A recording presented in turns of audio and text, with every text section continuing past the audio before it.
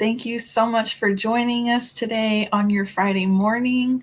I hope that you grabbed your cup of coffee, your water, your tea, whatever you're going to be drinking for our new series that we are starting. And so, our first episode is Procurement 101, what every business owner should know before they bid. And so, this is a new series that we're kicking off that I had mentioned. On the last live. So we're super excited to have this conversation for the next few weeks. And so this series, what it looks like is if you've ever had a contract opportunity and thought, this could be good for my business, this could be good revenue for my business, but I have no idea where to start, you are in the right place. So like I said, over the next few weeks, we're going to talk procurement. We're going to make it as easy as possible for you to understand. Dr. Siller will break some certain portions down to make it digestible. As we know, it's a big portion with so many components and so many moving parts. And if you don't know what you're doing, it can easily become overwhelming.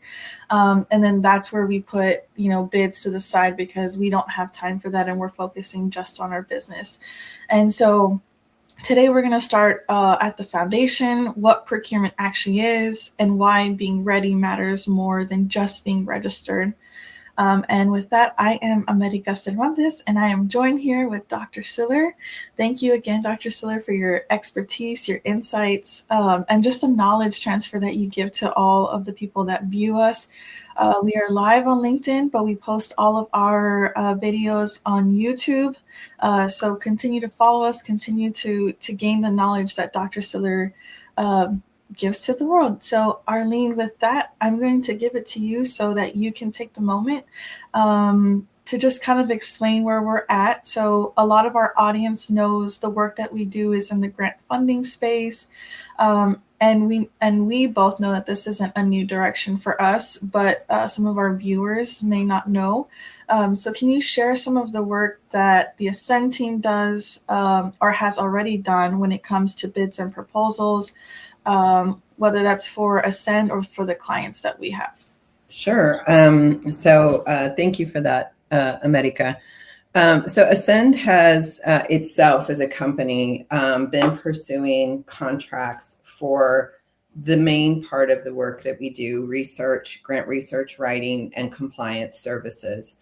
And so procurement is this process and this institution that exists that's a structured competitive process that organizations use to buy goods and services. And so even for our services like grant research writing and compliance, there's all different kinds of entities that need those services. So while we predominantly do that for nonprofits, we also do it for government. And so we ourselves have applied for these contracts in order to be able to do this. And the contracts can exist, with, as I mentioned, government, but also, education institutions and things like that. So that's how Ascend has been in the procurement process itself. Now, what we've done for others, we have some nonprofit clients that actually go after bids and contracts themselves. So they may hold a contract with the state to do the work that they normally do in terms of their mission and their programs. They might be able to do it for other entities. It just depends on the nature of your work and how well it fits with those other entities and what they're looking for. Now, for businesses on the for-profit side of all different sizes, you can be a small organization, you can be a multi-million-dollar organization. You can still participate in this procurement process. And so when we think of procurement, it is obviously government at all levels, federal, state, city, county, but also think of corporations. So, everything from a Walmart to a Target purchases all kinds of goods and services. Everything from helping in the construction of one of their buildings to even professional development for their staff and things like that. So this process exists, throughout all of these different types of entities. Healthcare, hospitals, also have this procurement process. Education institutions, and that's everything from K through 12 school districts to universities, junior colleges.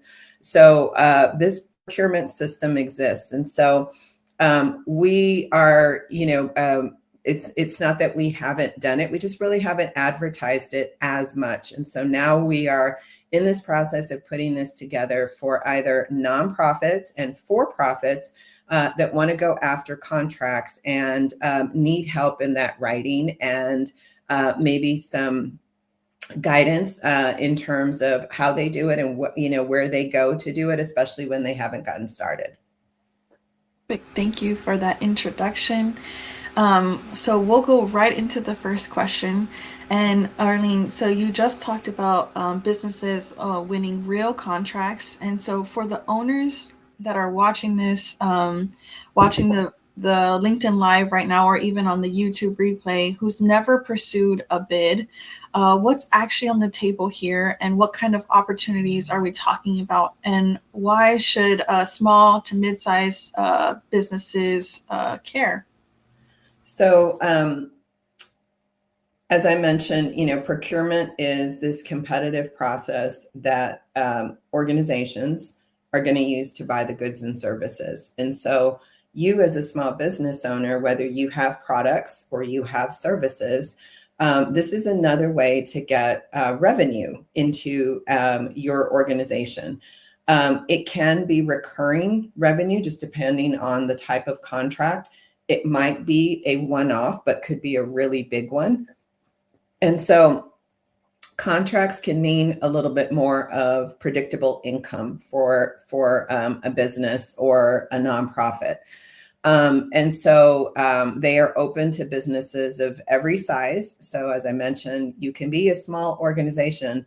You just have to make sure that you can deliver on the service. You can be a solopreneur who maybe provides some sort of, HR or professional development training or something like that. And so you can secure contracts that way. That's going to make it a little bit easier for you in terms of the business development and bringing you business in. Is you'll have a standard contract maybe for 6 months, a year, just they're all different.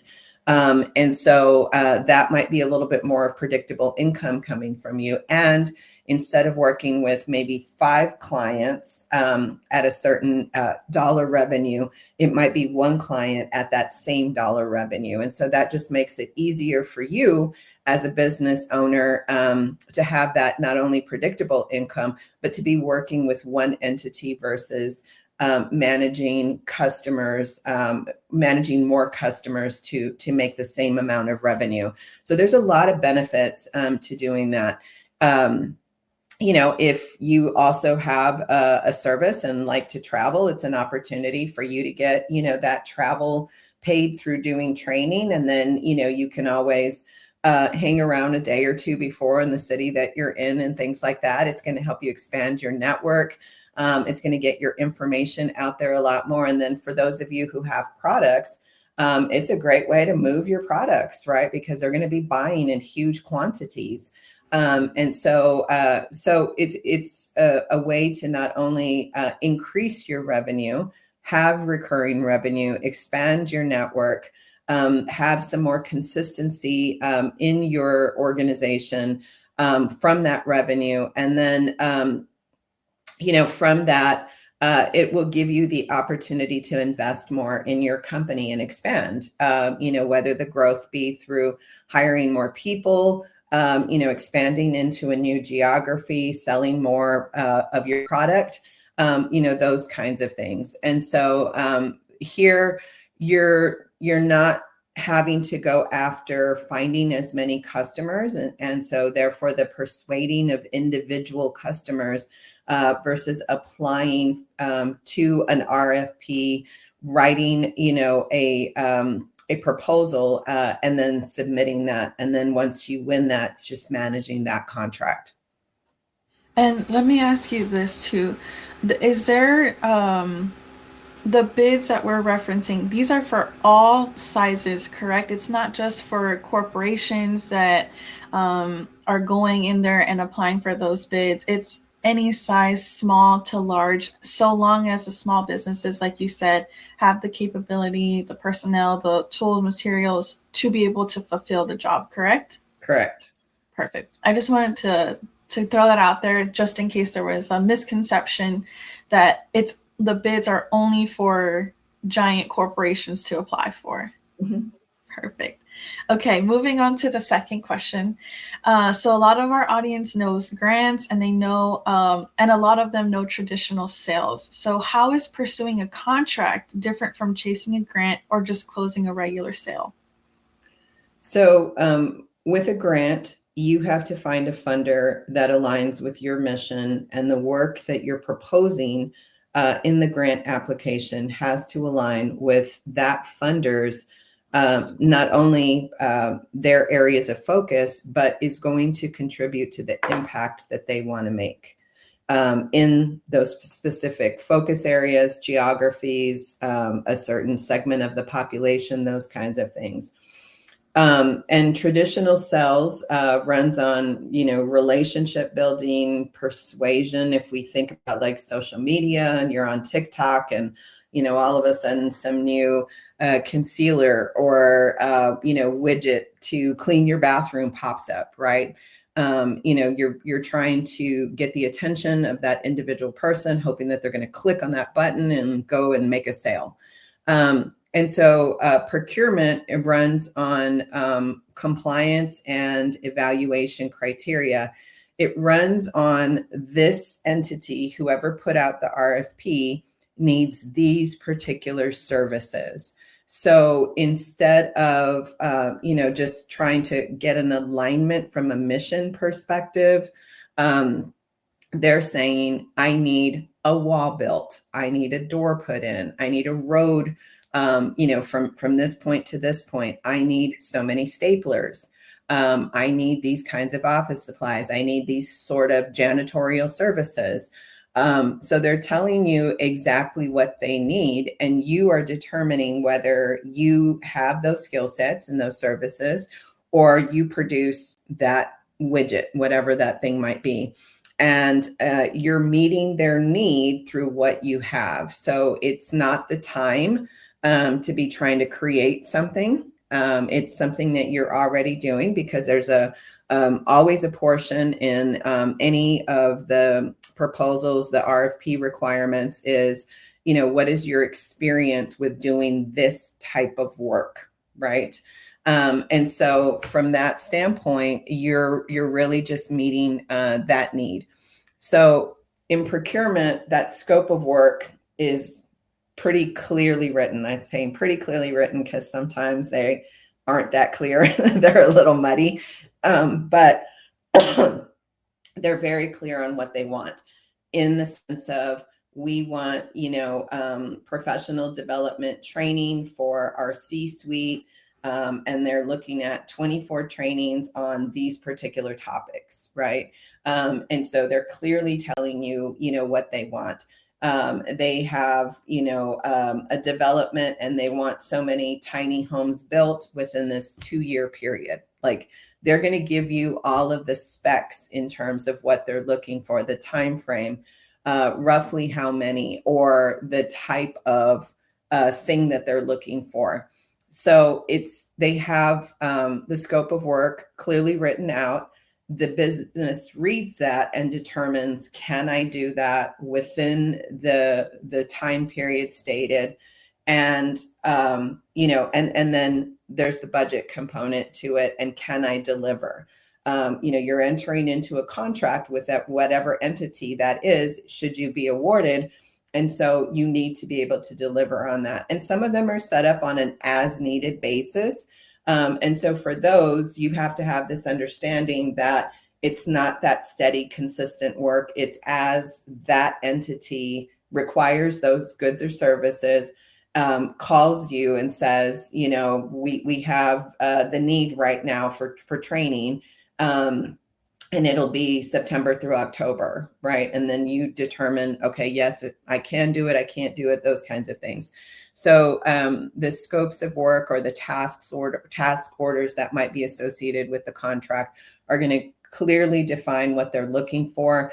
There's always room to have a conversation with them about, how the delivery happens, or, how many widgets of this versus that, those kinds of things. And so businesses, lose when they treat the bid like a sales pitch, because it's not. You're really just writing to that scope of work and the rubric. And that's what's really important is you need to be able to, when you read the RFP, make sure you can do the work, find out, let's say that there's 15 actions, responsibilities, tasks on this RFP in terms of the scope of work, and maybe you do 10 out of the 15. You need to read the RFP. Is it they're only going to award one contract and they want someone that does all 15? Will they award multiple contracts and they'll take piecemeal of what you do best? So they can be structured a lot of different ways. And if you've ever responded to one and you didn't get it, like, don't let that stop you, because they are all different. And who else is applying to those? The numbers change consistently. We've been in situations where 25 people 25 companies were competing for one contract. And then I've also been in situations where we were the only ones that applied. And so every time frame is different. Every procurement opportunity is different. Just stick with what you do really well. And the geography that you want to work in and the types of entities that you want to work with. And then just keep applying when you can, so that you can hopefully land one of these contracts. So just you saying that, reading the RFP, I'm already overwhelmed because those RFPs are so long. There's so many pages and it's like so confusing. So can you tell us a little bit about where Ascend can help us? Like, so I'm the small business owner, I'm the business owner. I found the RFP, the bid that I want. Where can Ascend come in and help us? Yeah. So what we do for small businesses, so unlike on the grant side, we can search for grant opportunities for you, because the search is a very different process.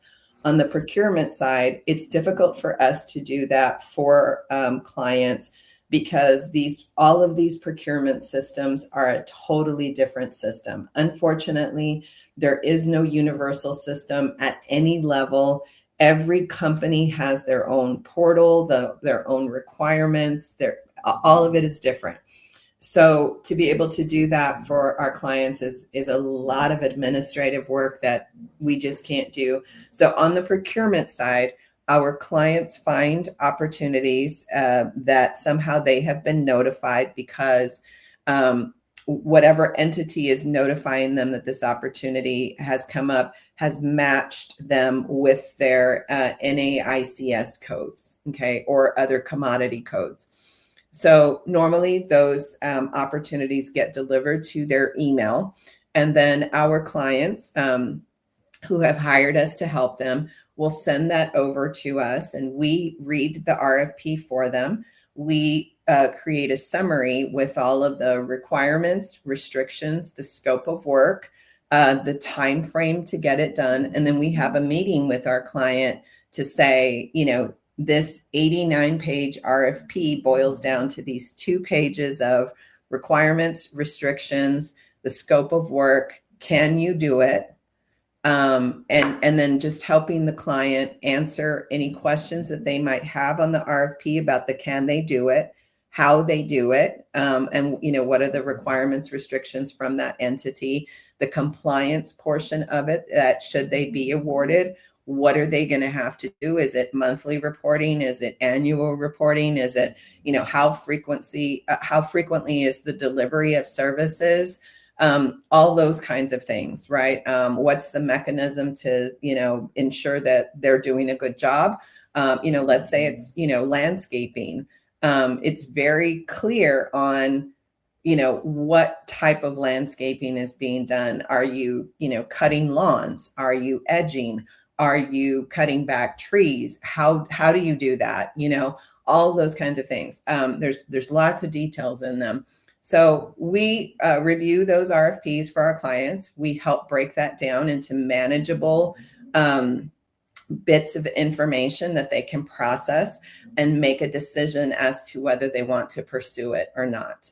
And then throughout the process, we're continuously reviewing, the RFP, any addenda that come out, because that frequently happens. There's a period of time where the general public who want to respond to that RFP get to ask questions. So we're reviewing that as well. We come back to our clients if the answer to a question might change, whether they want to pursue it or the way that they're going to approach that scope of work, right? So sometimes those the answers to the questions give clarity that might require a shift in how they want to pursue it. So we help our clients through that whole complicated process of not only the RFP, but these portals, which I'm going to be completely honest, they suck, some of them. I can't think of a professional way to say that right now, but some of them they honestly suck. And so even for you just to respond, it's like buried in all these crazy little places. And there's one little thing that's highlighted in some random corner instead of it just being really easy, simplified for the business owner or, the nonprofit, whoever's responding to it to get to it.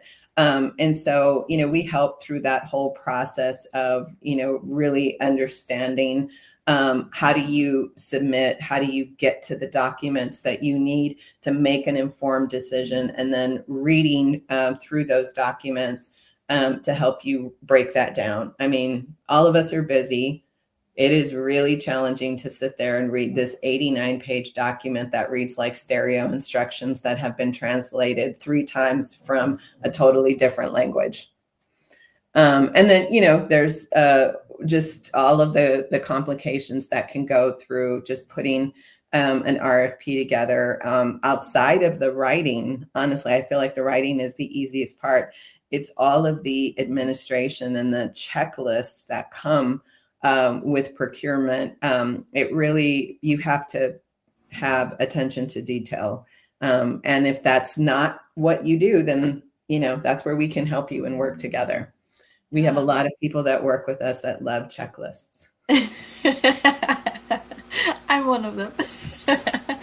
Well, it sounds like we take a very horrifying process essentially and make it as painless as possible as possibly we can, really, and just remove all the parts that are just so time consuming, like you said, because you're right. I mean, all of us are busy, and having to sit through that 89-page document already just sounds horrifying. That's just reading it. That's not anything else.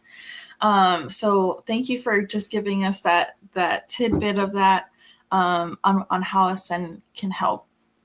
So the next question I have for you is some misconceptions. So I know throughout the live, we've already kind of uncovered a few. One of them being that a misconception is that bids and proposals are specifically for big companies. And we've already said, no, that's not true. It's for all categories, so long as you can fulfill the scope of work that is being given to you. So what are other myths that you've seen business owners believe about the procurement process? I don't. Well, the one that I'm going to mention first is not necessarily from the business owner's misconception. It's the procurement people who work in procurement. Okay. For that government entity or corporation or whatever. So I have been to numerous webinars and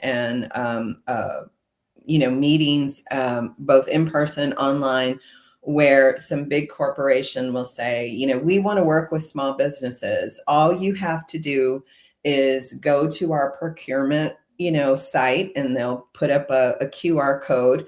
go there, register with us, and that's what you need to do. And it's part of it, but it's not the whole process. Because when you are putting in your information into a particular portal, they're going to ask, everybody is different, but they're going to ask a lot of questions. There may be financial documents that you may need to upload, like your taxes from your previous years. They're going to ask for resumes. They're going to ask for if you're certified, if you're, nationally or locally, woman owned, veteran owned, all those different types of certifications. You may or may not have those. And just depending on the entity to which you're applying, it can be a benefit, or it just is null. It's not going to help you one way or the other. So that process is a huge process. So it's not as easy as just uploading. There was, 25 steps on some other website that you had to go through just to get that certification. You sometimes still, obviously, they're going to ask you for your EIN number. So you had to go through the IRS, to get that and to get registered.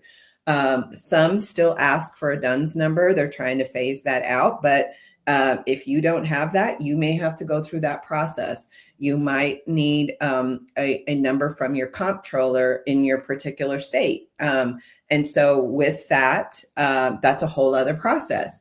Now, in the portal, it literally is just, one line of what is your UEI number. But in order to get that number, you had to go through this whole other process that may take time. It may take time in order for your things to be reviewed before that number is issued. It might be a going back and forth with that entity that issues it based on, what you put in there. So while it looks simplified to procurement people, just go and register with us, especially if you're new to this and you've not had to do this before, because maybe you've just been generating revenue and customers by word of mouth. You may have some contracts, over here on the side, but you didn't have to go through this whole process, and you didn't need all of these unique kind of numbers, right? Or whatever else it might be. And so when you shift over to this, now there's all of these other requirements that can take, weeks to months, hours of your time in order to put it, in the system, wait to get it approved. It may cost you money as well. So when you get certified, there's a fee associated with that your business has to pay for. So it's not as simple as just register with our procurement department and, you're going to be in line for one of these contracts. That's not true.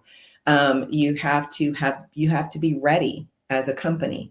And so that's also one of the areas that we help with, is that readiness component of a checklist that we have that you can go through, and to ensure that you have all of these things before you start applying, so that it can make the process of applying easier, and then you can just focus on the writing itself. So that's one thing. And I don't feel like that's on the business owners as much as it's just on procurement employees who've never run a business before, and because of that, have never put into their system. So, it's kind of one of those situations. To use the system as a requirement, but they've never actually had to put information in there. So they don't know what goes into it. So they make it seem like it's very simplified, and it's not. The other thing is, lowest price does not always win. There are contracts that will say the awardee is going to be lowest bidder, right?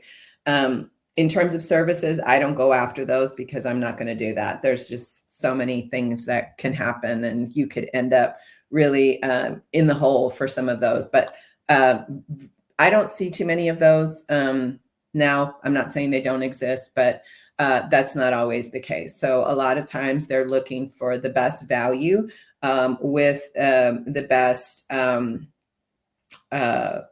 approach and methodology to getting the work done. And I mean, I think for some businesses may think this is just too complicated for me in a business of my size, and that's fine. You're probably just not ready for this process. But once you start to standardize it and you get a lot of the things that we talked about in terms of being proactive in that readiness component, then it can make it easier to go after them. But for some businesses, this is how they generate their revenue. They have procurement departments that sit there writing these things all day. If you think about construction and the companies that are out there building our roads, or putting a new railroad system in, or whatever, those are going to be companies that know that they have to go after things like this. So I think it just has to be the right time and the right opportunity for your business. And if it is, but you still feel overwhelmed by all of it, that's where we can come in and help you. Awesome. Well, I think that we're at time for today's conversation. Thank you, Dr. Stiller, for your insights, your expertise. If you have any questions for us, you can go ahead and comment them down below on our LinkedIn. That way we can take a look at them. We love to answer questions live. Like we've said on our post, if you have questions, drop them down below and Dr. Stiller will be happy to answer them. We also have a Procurement 101 terms list on Dr. Stiller's LinkedIn page on her featured profile. If you go into her LinkedIn, it'll say procurement readiness download here. So if you're interested in the basic terminology of what we've been talking about, you're more than welcome to grab that free downloadable. Just click it and you will receive that term sheet for yourself. And again, we will continue our Procurement 101 series. And thank you again. If you have more questions, if you want to stay connected with us, you can scan the QR code on the top left of the screen to stay connected with us, reach out to us. And if you have any other questions, like I said, send us a message. And we will see you guys on the next LinkedIn Live. Thank you. Bye. Bye-bye.